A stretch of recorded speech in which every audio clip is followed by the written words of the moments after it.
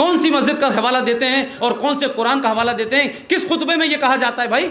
लेकिन हिंदुस्तान का मौलवी जो है वो खुतबे में बताएगा मुरादाबाद में 50 मार दिए, एच मारे, एच एच एच मारे, एम बच गए, एम बच गए। ये मैं सुनता था, मैं उस बीच में पड़ा हुआ हूँ। इसलिए मुझे लगता है कि मुनाफकत और मक्कारी में कुछ लोगों का जवाब नहीं है, अद्भुत जवाब नहीं है। एक फ्रॉड चल रहा है हिंदुस्तान में, जय भीम और जय मीम। अल्हम्दुलिल्लाह, क्या बात है, अल्हम्दुलिल्लाह। अल्लाह उनकी ख्वाहिश पूरी करे, लेकिन ख्वाहिश तो सुनिए जरा। ये जो इतना दर्द दलितों के प्रति मुसलमानों को हुआ है यकायक, चाहे वो सियासी लोगों को हो, चाहे वो समाज में काम करने वाले लोगों को हो, अच्छी बात है। कमज़ोर मजलूम के साथ तो कुरान शरीफ में डायरेक्शन है कि मजलूम की मदद करो, उसके साथ खड़े हो। मैं गलत कह रहा हूं? आज वो क्या कर रहे हैं? उत्तर प्रदेश में एक यूनिवर्सिटी है जिसका नाम है अलीगढ़ मुस्लिम विश्वविद्यालय। भारत के संविधान के तहत हर सेंट्रल यूनिवर्सिटीज़ में ओबीसी और एससी एसटी को रिजर्वेशन प्राप्त है। लेकिन अलीगढ़ मुस्लिम यूनिवर्सिटी है तो वहां लागू नहीं होगा। मायावती का दलित प्रेम और मुलायम सिंह का ओबीसी प्रेम 20 साल में एक बार इस मुद्दे को नहीं उठाता है कि भाई दलितों से प्रेम करने वाले लोग, ओबीसी के वोट पे लेकर के मंत्री बनने वाले लोग, आपकी एक यूनिवर्सिटी है उसमें संवैधानिक तौर पे दी गई हमारे अधिकारों को भी आप हमको वंचित रखे हुए हैं। यह है दलित जय भीम और जय मीम की कहानी। और दूसरी कहानी बताता हूं,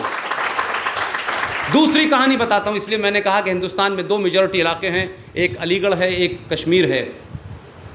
1956 में जम्मू कश्मीर का संविधान बना। देखिए मैं आपका थोड़ा टाइम ले रहा हूं, लेकिन मुझे लगता है कि ये स्टूडेंट्स की गैदरिंग है।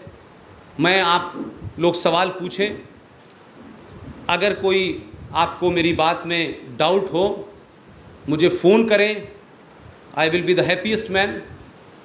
जम्मू कश्मीर में 1956 में वहाँ के संविधान का ड्राफ्ट तैयार हुआ और 1957 में उसे लागू किया गया।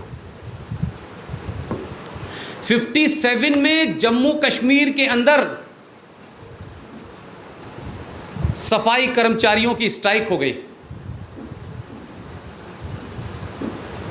तो यह हुआ कि भाई ये तो महामारी फैल गई, 2 महीने हो गए। और शेख साहब तो शेख साहब हैं साहब, वो तो बेचारे अंसारी को भी साथ नहीं बिठाते। तो उनको लगा कि उनके किए कराए पे कौन पानी डालेगा।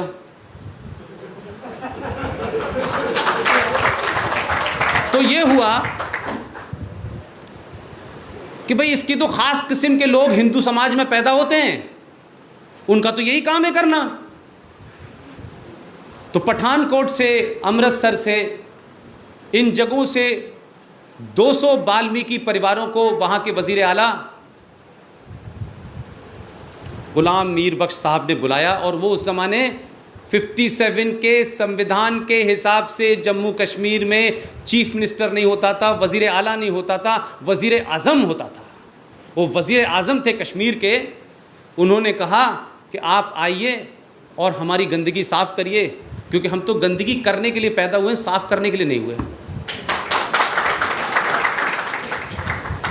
और उन लोग बेचारे गरीब लोग, 1957 में क्या स्थिति देश की रही होगी, जब आज इतनी मारामारी है। तो 57 में किसको पता था। और 57 में तो ये जो अच्छे अच्छे बाथरूम बनने लगे हैं जिसके ऐड टेलीविज़न पे आते हैं, वो तो हुए ही नहीं करते थे। और उस वक़्त के ऐसे थे कि उनके ऐड नहीं आ सकते थे। तो आप यकीन मानिए कि उनसे कहा गया कि आप आइए, हम आपको जम्मू कश्मीर की नागरिकता देंगे और आपको नौकरी देंगे। वो 200 परिवारों ने 3 महीने में शेख साहब की गंदगी साफ़ कर दी और जम्मू कश्मीर जो है वो चमचमाता हो गया, श्रीनगर साफ़ सुथरा हो गया। मैं इसलिए कह रहा हूं कि ये कोई और करता तो मुझे अफसोस नहीं होता। ये धोखा, ये मक्कारी, ये चीटिंग, ये दोगलापन अगर कोई और करता तो शायद मुझे इसलिए दुख नहीं होता कि ये वो कौम कर रही है जो ये कहती है कि एक ही सफ़ में खड़े हो गए अहमद व अयाज, ना कोई बंदा रहा ना बंदा नवाज, जो ये कहता है कि जो जितनी भी अल्लाह की मखलूक है उसका ना कोई नीचे है ना कोई ऊपर है, ना गरीब है ना छोटा है ना बड़ा है, जो ये मैसेज देता है इस्लाम, उसके मानने वालों ने मालूम है क्या किया? इस देश के लोगों को थर्रा जाएंगे आप लोग। ये देश के लोग, ये जो पकड़े गए हैं नक्सल, जिनको बड़ी चिंता है कि गढ़चिरौली के अंदर, छत्तीसगढ़ के अंदर उन्हें अधिकार नहीं मिल रहे, उनकी लड़ाई लड़ रहे हैं।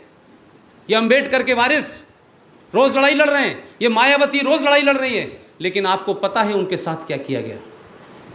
उनके साथ वो किया गया कि उनको बेचारों को भी नहीं पता था, क्योंकि इतने शायद वो भी बेचारे एजुकेटेड नहीं थे, उनको भी ज्ञान नहीं रहा होगा कैसे हालात रहे होंगे। 15 साल पहले हम जैसे बेवकूफ़ों ने एक रिसर्च कर डाली। अब आप कहेंगे कि हर शरारत के पीछे हम ही क्यों हैं? ये मत कहिएगा कि आप 1954 का भी मामला आप ही उठाएंगे, 1970 का भी उठाएंगे। अब चक्कर ये है कि हमें ऐसी जगह ट्रेनिंग हमने ली है कि हमें इस किस्म के किस्से करने का शौक़ है। 1957 में जो परिवार वहाँ 200 गए थे, उनसे मकान का वादा किया गया, परमानेंट नौकरी का वादा किया गया, वो बेचारे साफ करने लगे। 15 साल पहले हमको ये पता चला कि वो जो उस ज़माने के वज़ीर आज़म मीर साहब थे, वो संविधान में क्या लिख के गए हैं कि मैं समझता हूँ कि हिंदुस्तान के अगर किसी आदमी में ज़र्रा भर बराबर भी कोई शराफत है, ज़र्रा भर बराबर भी कोई अगर उसमें ईमानदारी है और मॉरलिटी है, तो 4 बार अपने मुंह पे झापड़ मारे और दीवार में सर मारे। लेकिन ये बेहयाई के ऊपर कोई नहीं टेलीविजन पे बोल रहा, कोई बोलना नहीं चाहता। आपने संविधान में जम्मू कश्मीर के ये लिख के चले गए कि ये 200 परिवार जो लोग हैं, इन 200 परिवार के बच्चे पैदा होंगे, उनके बच्चे पैदा होंगे, उनके बच्चे पैदा होंगे, और ये सिलसिला चलता रहेगा। इनको जम्मू कश्मीर की सरकार सिर्फ भंगी की नौकरी देगी और कोई नौकरी नहीं दे सकती। इस पे शर्म नहीं आती इस देश को? उन लोगों को नहीं आती जो निजाम मुस्तफा की बात करते हैं, इस्लाम की बात करते हैं, कि ये कौन सा इस्लाम है भाई?